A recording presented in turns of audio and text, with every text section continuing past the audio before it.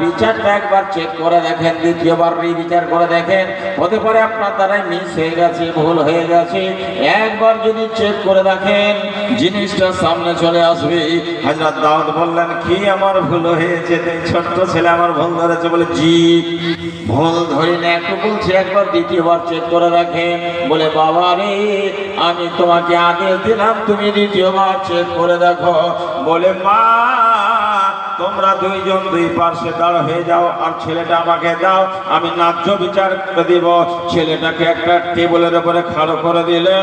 দুধ পান করা ছেলে, তাকে ধরে আছে, আর বাড়ি থেকে 10 কেজি ওজনের একখানা লোহার তালোয়ার নিয়ে আসলেন। কে? হযরত সুলাইমান নবী আলাইহিস সালাম। আর নিয়ে আসার পরে ছেলেটার ঠিক মাথার সামনে ধরেছে। দুইজন মা খাড়ো হয়ে আছে, দাঁড় হয়ে আছে। বলছেন, মা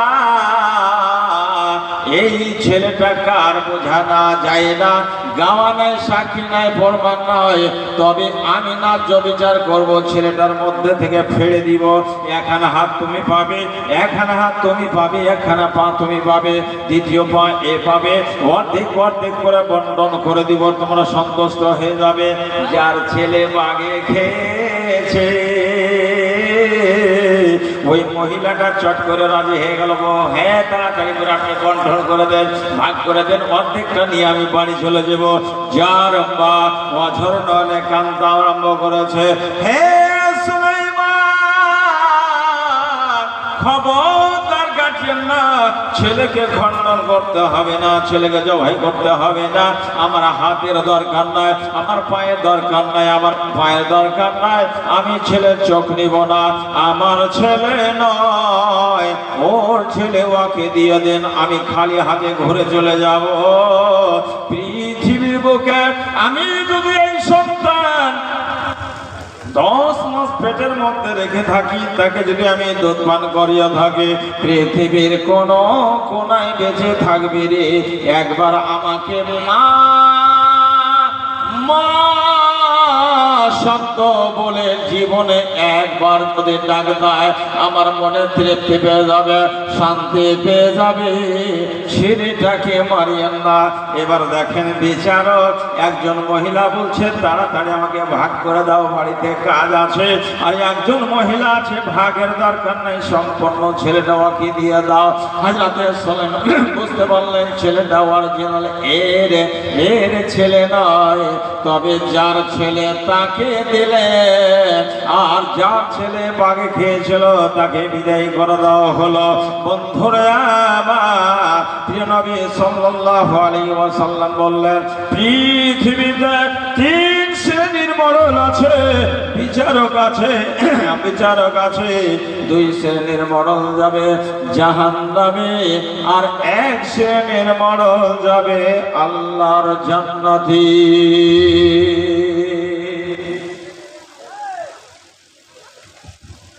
এবার বাড়ির মালিক যারা, গার্জেন যারা, তারাও একটা মরণ। 4টা ছেলে আছে, 4টার ছেলের সঙ্গে আপনাকে ন্যায্য বিচার করতে হবে। একটা বেটার নামে 2 বিঘা জমি রেজিস্ট্রি করে দিয়েছেন, এক বেটাকে ট্রেক্টর লিখে দিয়েছেন। 40 বার হজ করলে তোমার হজ কবুল হবে না। কান খুলে শুনে নাও, নুরুল ইসলাম ভাইজি বলে যাচ্ছে কোরআন হাদিসের দলিল দিয়ে। বন্ধুরা আমার, যেই মায়ের 4টা বউ থাকবে, সবটা বউকে এক নজরে দেখতে হবে, তাহলে 19-20 হতে পারে। আর ছেলে যদি 4 জন থেকে 4 জন ছেলের সঙ্গে হক বিচার করতে হবে। কোনো বাবার এটা চলবে না, একজন ছেলেকে ভালোবাসে 1 বিঘা জমি দিবে, 10 কাঠা জমি দেওয়া চলবে না। শরিয়াতে তাকে নাজায়েজ বলা হয়েছে। আর দলিল দিয়ে কথা বলছে, বিনা দলিলে কথা নয়। হাদিস বুখারী মুসলিম। হাদিসের রাবি হচ্ছেন হযরত জাবির রাদিয়াল্লাহু তাআলা আনহু, বলছেন আল্লাহ হযরত নুমান বিন বাশির, হযরত নুমান বিন বাশির আল্লাহ রাসূল সাল্লাল্লাহু আলাইহি ওয়াসাল্লামের কাছে এসে বলছেন, হুজুর আমার স্ত্রী হলো 2টা 3টা স্ত্রী, আমার 2-3 পক্ষের ছেলে, এরকম সমাজে অনেক লোক আছে। তবে আমার একজন স্ত্রী আমাকে এসে বলল, আমার ছেলের নামে যদি তোমার পক্ষ থেকে কিছু না দাও তাহলে তোমার সঙ্গে সম্পর্ক থাকবে না। তাই আমার একটা গোলাম, একটা চাকর আমার ছেলেকে আমি দান করে দিয়েছি। কার সামনে কথাটা বলছে? রাসূলের সামনে। নবীজি বলছেন, আর কি তোমার সন্তান আছে? বলে জি হ্যাঁ আছে। বলে ওদেরকে এভাবে দিয়েছো নাকি? বলে না, তাতে দেওয়া হয়নি। নবী বললেন, ইত্তাকুল্লাহ, আল্লাহকে দেখে তুমি ভয় করো, আর তোমার সন্তানের মধ্যে তুমি হক এবং ন্যায্য বিচারটা করো। যে গোলামটা তুমি তাকে দিয়েছ ওই গোলামটা তুমি ফেরত নিয়ে নাও। তাহলে বুঝা গেল, 4 জন 3 জন সন্তান ছেলে যদি থাকে তাহলে কাউকে বেশি আর কাউকে কম দেওয়া যাবে না, ভরিয়ে নিতে হবে। বাপরে এটা ইনসাফ হয়ে যাবে। মা যদি থাকে, ওরে আমার শাশুড়ি মা, মারে আমার খালারা, তোমার জনটা বউ থাকবি, প্রত্যেক বউর সঙ্গে এক মতো তোমার চরিত্র ব্যবহার হওয়া চাই, সবকে এক নজরে দেখতে হবে। নইলে মা তুমি একটা মডল, তুমি একটা গার্জেন, কাল কিয়ামতের কোটে আল্লাহ দরবারে তুমিও গ্রেফতার হয়ে যাবে।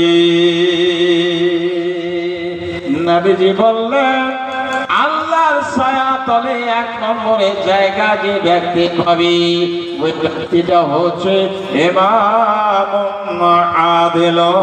যারা দুনিয়াতে হক ন্যায্য বিচার করে যাবে, ওই ব্যক্তি আল্লাহর দরবারে আল্লাহর ছায়া তলে জায়গা পেয়ে যাবে। আর একটা আপনাকে বিচার দেখায়। হযরতে বিলাল হাবশী রাদিয়াল্লাহু তাআলা আনহু কালো মানুষ, কালো কলটি, গরিব মানুষ, দরিদ্র মানুষ। ওকে সারা জীবনের মতো গোলাম কিনেছে কে? উমাইয়া বিন খাল। উমাইয়া বিন খাল, উমাইয়া বিন খাল তাকে গোলাম কিনেছে। গোলাম মানে ছাগল বকরি যেমন কিনে টাকা দিয়ে, যেমন গাই গরু কিনে, ওরকম আগা যুগে মানুষ বিক্রি হতো টাকা দিয়ে। সারা জীবন যতদিন বেঁচে থাকবে মালিকের কাজ করবে, মালিকের আন্ডারে থাকবে, মালিকের বিনা অনুমতিতে কোথায় যাওয়াও যাবে না। এ বেলা যখন শব্দ শুনতে পেয়েছে নবীজির শব্দ শুনতে পেয়েছে, কালেমায়ে হক, দ্বীন ইসলামের প্রচার, লুকিয়ে লুকিয়ে সে দ্বীন ইসলাম কবুল করে নিয়েছেন, গ্রহণ করে নিয়েছেন। এবার মালিকের ভয়ে, মালিকের ধরে মসজিদে নামাজ পড়তে পাবে না, আল্লাহ বলে ডাকতে পাবে না। জঙ্গলে চলে গেছে, পাহাড়ে পর্বতে চলে গেছে, পাহাড়ের গুফার মধ্যে বসে বসে লুকিয়ে লুকিয়ে নামাজ পড়ছে। রাখালারে এসে বলল, ও মাইয়া, তোমার চাকর টাকা খাবে, তোমার কাপড় পরবে, তোমার হলো গোলাম, আর কাজ করবে, কথা শুনবে মুহাম্মদের। এটা আবার কি করে হতে পারে? মুহাম্মদের দিন মানবে, এটা সম্ভবপর নয়। এবার হযরত বিলালকে ডেকে উমাইয়া বলল, মুহাম্মদের দিন ছাড়ো, নইলে তোমার উপরে অন্যায় অত্যাচার হবে। বলছে, মালিক তুমি আমার মালিক নও, তুমি আমাকে টাকা দিয়ে ক্রয় করেছো, খরিদ করেছো, আমার দেহটার মালিক হতে পারো, কিন্তু আমার শরীরের মধ্যে একটা অংশ আছে, একটা জায়গা আছে, যার নাম হলো হৃদয়। এই হৃদয়টা আল্লাহর কাছে বিক্রয় করেছি, যার নাম হলো ঈমান। এবার হযরত বিলালের পায়ে জিঞ্জির বেঁধে নেওয়া হয়েছে, শরীরের যতগুলা কাপড় সমস্ত খুলে নেওয়া হয়েছে। কাপড় খুলে নেওয়া হলো, শরীরে গাঞ্জি নাই, ফিরহন নাই, পাঞ্জাবি নেই, কিছু নাই। 10 বছর 12 বছরের বাচ্চাগুলোকে দেওয়া হলো, যাও একে ছোট ছোট পাথরের উপরে টান দাও, আর ইয়ার শরীর দিয়ে লোহলানো হয়ে যাবে।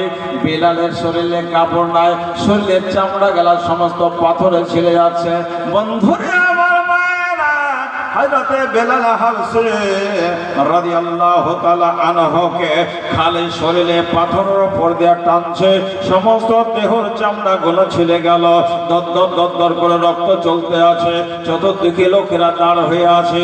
কি এমন মানুষ নাই বলবে রক্ষা কর, বেলালকে মারছ কেন, কি এমন অন্যায় করেছে? শুধুমাত্র একটাই কথা বলেছে, আল্লাহ এক, মুহাম্মদ হলো আল্লাহর রাসূল। ওই রাস্তা দিয়ে হযরত আবু বকর সিদ্দিক রাদিয়াল্লাহু তাআলা আনহু চলে আসেন। আবু বকর হচ্ছে আল্লাহ রাসূলের শ্বশুর, হযরত আয়েশার বাবা, একটা নেককার দিনদার লোক। সারা পৃথিবীতে যতগুলো সাহাবায়ে কেরাম ছিলেন, মুহাম্মদের পরে সব থেকে দামি, সব থেকে সম্মানিত লোক যদি থাকে তাহলে হযরত আবু বকর। আবু বকর ও রাস্তা দিয়ে হেঁটে চলে আসছেন, শরীরের রক্ত দেখে সহ্য হয় না, জিজ্ঞাসা করলেন, বাপুরে এই লোকটার উপরে যে অন্যায় অত্যাচার করা হচ্ছে, এই লোকটা কি ভুল করেছে, অন্যায় করেছে? মাত্র এক আল্লাহকে মেনেছে, মসজিদ মেনেছে, দিন মেনেছে, যার কারণে এই গোলামটাকে বিক্রি করবে বলে, আহা কতটা দাম নেবে? গোলামের দাম ছিল 10,000, বলল 40,000 টাকা লাগবে। হযরত আবু বকর চলে গেলেন বাড়ি, বাড়ির বাক্সা খুলে, আলমারি খুলে, ওরে আল্লাহর গোলামকে মানুষের হাত থেকে বাঁচাবার জন্য 40,000 টাকা নিয়ে সে মালিককে দিলে, একে ছেড়ে দাও। বেলালকে রিহা করে দেওয়া হলো, ছেড়ে দেওয়া হলো। একটা হাত বেলালের ঘাড়ে আবু বকরের, আর আবু বকর একখানা হাত দিয়েছে বেলালের ঘাড়ে। দুইজন রাস্তা দিয়ে হেঁটে চলে যাচ্ছে। যেতে যেতে হযরত বেলাল জিজ্ঞাসা করছেন, আবু বকর আমি তো গরিব মানুষ, দরিদ্র মানুষ, আমি তো ভিখারি মানুষ, আপনি যে আমাকে এত টাকা দিয়ে রিহা করলেন, ছাড়ালেন কাফের বেঈমানদের হাত থেকে, এই টাকাটা আমার কাছে কতদিন পরে নেবেন? হযরত আবু বকরের জবান মোবারক দিয়ে বের হলো, বেলালের আল্লাহ আমাকে ধন দিয়েছে, আমাকে মাল দিয়েছে, আমাকে টাকা পয়সা দিয়েছে, এই টাকাটা আল্লাহর রাস্তায় আমি তোমাকে দ্বীন ইসলামের রক্ষার জন্য দান করে দিলাম, জীবনে কোনো দিন আর নেব না। নারে তাকবীর! এরকম